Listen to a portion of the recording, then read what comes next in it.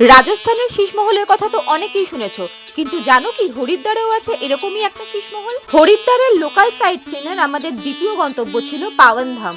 মন্দিরের গেটেই দেখতে পেলাম পাওয়া যাচ্ছে বেশ কিছু পুজোর সামগ্রী। ঢুকেই মা গঙ্গার এক ভীষণ সুন্দর মূর্তি দেখে চক্ষু জুড়িয়ে এলো। হারকি পৌড়ি থেকে মাত্র 3 কিলোমিটার দূরত্বে স্থাপিত এই মন্দিরটায় তোমরা 10 থেকে 20 টাকার অটো বা টোটো ভাড়া করে অনায়াসেই চলে আসতে পারো।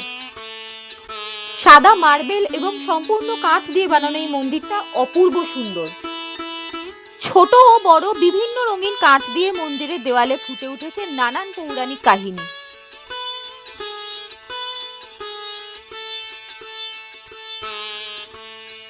প্রায় সব রকম দেবী দেবতার মূর্তি এখানে প্রতিষ্ঠিত আছে। লক্ষ্মীনারায়ণ থেকে শুরু করে রাধাকৃষ্ণ, শিব পার্বতী, গণেশজি, হনুমানজি এবং রাম সীতা পর্যন্ত। ভিডিওটা কেমন লাগলো কমেন্টে জানিও এবং নতুন ভিডিওর আপডেট পেতে হলে চ্যানেলটাকে সাবস্ক্রাইব করে রেখো।